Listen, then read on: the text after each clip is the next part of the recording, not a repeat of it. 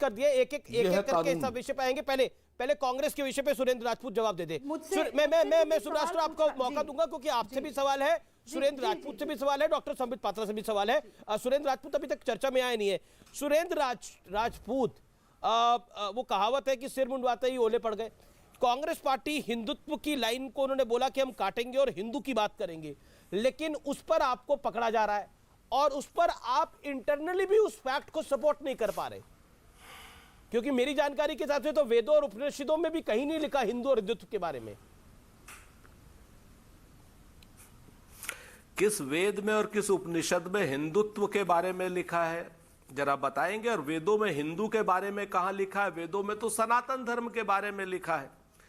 खैर, ये सब अपनी जगह पर है। आप लोग हमें जितना भटकाना चाहे, जो भारतीय जनता पार्टी का अमीश भाई हार का डर है ना, उसी वजह से भारतीय जनता पार्टी और भारतीय जनता पार्टी के सारे समर्थक इस डिबेट को भी और जनता को भी अटका रहे हैं, भटका रहे हैं, लटका रहे हैं और डरा रहे हैं। क्योंकि खुद भारतीय जनता पार्टी वाले डरे हुए हैं। ओवैसी जी जो सवाल पूछे उस पर आप क्या कहते हैं? ओवैसी जी तो शुद्ध, मैं बताता हूं, भी बता रहा हूं आपसे, मुझे थोड़ा सा तो बोलने दीजिए। आपने किसी को इंटरप्ट नहीं किया, मुझे आप इंटरप्ट कर रहे हैं। बिल्कुल।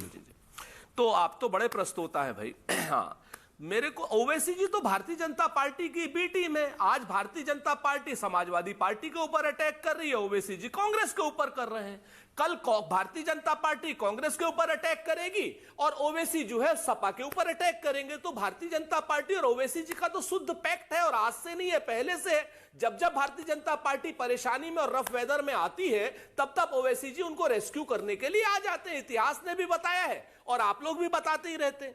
यहां पर बौद्धिक स्तर की बात हो रही है, यहां पर बात हो रही है। ओवैसी ने सरकार आपके साथ चलाई है सेंटर में, ओवैसी ने सरकार आपके साथ चलाई है सेंटर में। हाँ, अरे हाँ, तो ऐसा अगर इस तरीके से बात करेंगे ना अमीश भाई, तो पीडीपी के साथ बीजेपी ने भी सरकार चलाई है और बीएसपी के साथ भी बीजेपी ने सरकार चलाई है। तो उस इतिहास को उठाएंगे तो हाँ, इतिहास को उठाएंगे तो आपका और मेरा भी इतिहास बड़ा अलग अलग आ जाएगा। छोड़ दीजिए ना इस बात को, आज वर्तमान की बात कीजिए। आप भी इससे पहले किसी और कंपनी में रहे होंगे ना।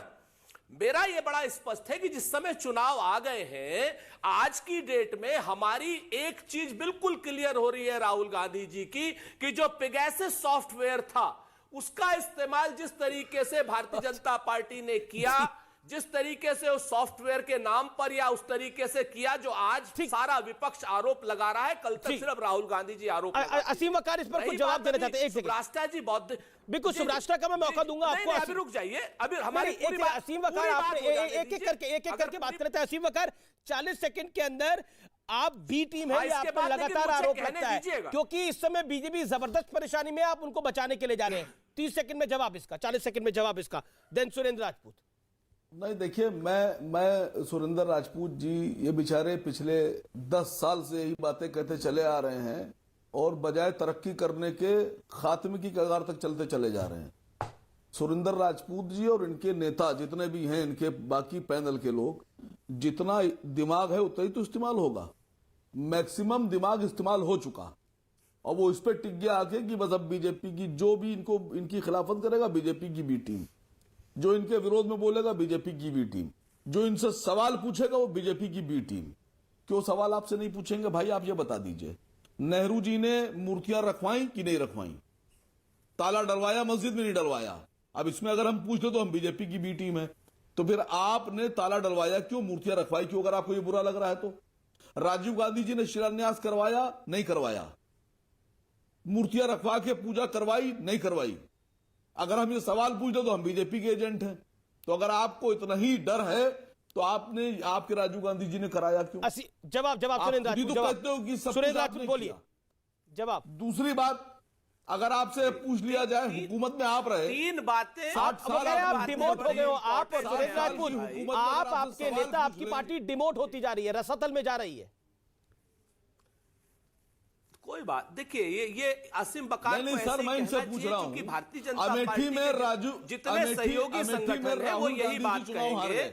और आज जो है, अरे आसिम भाई अब चुप रहिए, सुन लीजिए, थोड़ा सा वकार रखिए। पलटी गई। मैं आपको बता दूं, पूछना चाह रहा हूं मैं अमीश भाई, अमीश भाई जवाब सुरेंद्र राजपूत। राहुल गांधी अमेठी कैसे हार गए? अमेठी में कैसे निपट गए राहुल गांधी? जवाब सुरेंद्र राजपूत, असीम वकार की बात का। भाई जनता ने हरा दिया। ऐसे ही हारे जैसे 7 बार अटल बिहारी वाजपेयी जी हार गए। बीजेपी की एजेंट कौन सी बड़ी बात है? आपके हिसाब से आप चुनाव में तो हार और जीत चलेगी। आप अपनी कमी चुनाव देखिए। में हार और जीत चलेगी। आप कमी और रही देखिए, बात, अपनी एक कमी चीज मैं देखिए। बता दूं, मंदिर और मस्जिद की बहस करने वाले लोगों को इतना जरूर याद रखना चाहिए कि कोर्ट ने कहां किस वक्त इंटरवीन किया। और सुप्रीम कोर्ट के आदेश से अगर राम मंदिर का निर्माण हो रहा है तो अगर किसी और लोगों को मिर्चें लग रही है तो उसमें कोई कुछ नहीं कर सकता।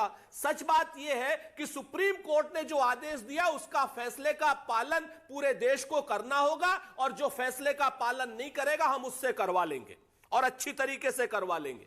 आज जो नरेंद्र मोदी, अब बात आ रही थी मुक्त की, उन्मुक्त सुप्रीम की, कोर्ट ने तो ये भी फैसला दिया था तो हम बाबरी आपको मस्जिद इतना की बता हिफाजत दें, की जाए। हम आपको इतना सुप्रीम बता दें कोर्ट ने ये भी फैसला दिया था कि बौद्धिक कि स्तर बाबरी जो मस्जिद है, की हिफाजत की जाए, बौद्धिक उसको स्तर जो बचाया है, जाए। नरेंद्र इसका मोदी पालन जी का क्यों भी नहीं किया सुन आपने? लीजिए। क्यों पालन नहीं किया आपने? अरे हमने बताइए आप तो मुझे। सारे पालन किए। आपने 1990 कितने पालन किए हमें सुप्रीम पता है। कोर्ट ने ये बात रजादारों कही की थी पार्टी ने कितने कि पालन किए। कि आज पालन जितने किया जाए पालन इसका, आप भारतीय कि जनता बाबरी पार्टी मस्जिद का को और कोई रजादारी नुकसान का ना पहुंचे, बाकी बाबरी मस्जिद चीजों की का हिफाजत की सपोर्ट जाए, कर रहे हो ना, क्यों नहीं किया आपने हिफाजत? वो भी हमें पता है। रहने दीजिए, हमें आपसे नहीं लड़ना है। आप सुब्रास्टा जी और भारतीय जनता पार्टी को जो बचाने की बार बार कोशिश कर रहे हो वो जनता देख रही है। बौद्धिक स्तर नरेंद्र मोदी जी आप का खुद ही आज हमने खूंटे में देख बैठे लिया जा रहे हैं कि वो साहब। चने के पेड़, आपके चने पास के बातें पेड़ करने पर के लिए चढ़ा नहीं रहे। है। चने आप का खुद ही पेड़ अपना होता है या खूंटा तैयार पौधा करके होता आ है, रहे जरा हो सा कि ये भाई भी साहब देख हम तो लीजिए। पकड़ेंगे तीर, हम तो तीर पकड़ेंगे आपको साहब, हमें पता हम है तो तीर ये सारे पकड़ेंगे। बैरिस्टरों आपको का पता हमें ही नहीं पता है। बात कैसे की जाती है। मैंने कहा ना, हमें सारे अगर इतनी बैरिस्टरों अकल का होती तो पता आप है। लोग तरक्की और कर रहे होते। जो आज आपको शू आप करके हमें कुछ भी कह लें, हम आपको कुछ भी मजा ना ले कहें। रहा है वो संबित नहीं, देखिए ये भाषा गलत है। ये भाषा गलत है। आपको शू कर कर देखिए, असीम वकार रिस्पेक्टेबल प्रवक्ता है, किसी भी वक्ता को शू करना बोलना। तो आप आते क्यों हो? नहीं, देखिए ये असीम वकार भी सम्मानित प्रवक्ता है, उनको शू कर रहा है संबित पात्रा, ये गलत है, ये नहीं बोलने चाहिए। आप खुद ही तीर पकड़ भागे जा रहे हो आप। हमने शू नहीं कहा, खुद ही सूट तीर कहा। पकड़े ले रहे हो भाई। अमीश भाई, हमारे और आसिम बकार के बीच में व्यक्तिगत झगड़ा मत कराइए। नहीं, आपने जो बोला, मैं व्यक्ति का झगड़ा करा रहा हूं। आपने जो बोला वो सबके सामने। देखिए मेरा, अब देखिए सबसे बड़ी लड़ाई तो ये है कि इस बार असीम वकार की पार्टी की ज्यादा सीटें आएंगी या राहुल गांधी की पार्टी की ज्यादा सीटें आएंगी। देखिए उत्तर प्रदेश के अंदर, व्यूअर्स मैं आपके साथ शेयर करना चाहता हूं एक बात, क्योंकि उत्तर प्रदेश के चुनावों को गत 20 सालों से मैंने बड़े करीब से देखा है, समझा है, जाना है। समाजवादी पार्टी भी कांग्रेस का पार्ट रही, यानी कांग्रेस के साथ उसने भी चुनाव को लड़ा, सरकारें भी बनाई, सरकारें चलाई भी। और इतिहास गवाह इस बात का कि अगर सपा की सरकार कांग्रेस ना बनवाती उत्तर प्रदेश के अंदर तो मुलायम सिंह यादव का उदय नहीं होता। और यह भी बात सच है कि ओवैसी ने कांग्रेस की सरकार को बचाया एक समय पर सेंटर के अंदर, यानी सपा और ओवैसी साहब की पार्टी ने कहीं ना कहीं कांग्रेस की सरकारों की मदद करी। मुझे तो वो दौर भी याद है जब अमर सिंह ने कांग्रेस की सरकार को बचाया था, जब सरकार गिरने जा रही थी, लेफ्ट ने समर्थन विड्रॉ कर लिया था। अमर सिंह और मुलायम सिंह यादव खड़े हुए थे तब, यह बात भी सत्य है। लेकिन आज वो कांग्रेस पार्टी जिसके सहयोगी दल होते थे ओवैसी और समाजवादी पार्टी, आज कांग्रेस पार्टी के लिए सबसे बड़ी नाक की लड़ाई यह होगी कि अगर ओवैसी की पार्टी की सीटें उनसे ज्यादा आ जाती है, क्योंकि कांग्रेस की सीटें हैं 7 उत्तर प्रदेश के अंदर, एक विधायक बीजेपी के साथ चली गई है, एक का पता नहीं है, तो कुल मिलाकर 5 बची है। उस 5 में से कितनी रिटेन कर पाती है कांग्रेस के लिए, बड़ी लड़ाई यह है। इसलिए अनुराग भदौरिया कह रहे हैं इस बात को कि कांग्रेस रसातल में जा चुकी है, कि बीजेपी भी उनको फॉलो करना चाहती है। That's the point. कांग्रेस के लिए उत्तर प्रदेश साख की बात होगी। पहले ही अमेठी हार चुके हैं राहुल गांधी।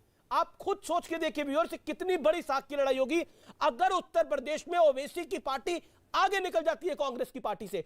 लोकतंत्र में सबको अधिकार है चुनाव लड़ने का, कोई भी पार्टी चुनाव लड़े।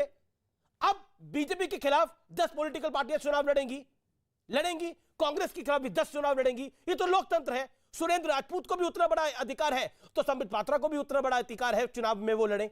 लेकिन महत्वपूर्ण यह है जनता जनार्दन कि किसको कितनी सीटें आती हैं। यह सबसे ज्यादा महत्वपूर्ण है। संबित पात्रा और सुब्राष्ट्रा, क्योंकि सुब्राष्ट्रा से भी कई सारे सवाल पूछे गए, मैं उनके पास भी जाऊंगा, लेकिन संबित पात्रा, नाक की लड़ाई है ये भारतीय जनता पार्टी के लिए भी, इसीलिए आपने ईडी और आईटी को उतार दिया है मैदान के अंदर, जवाब दीजिए।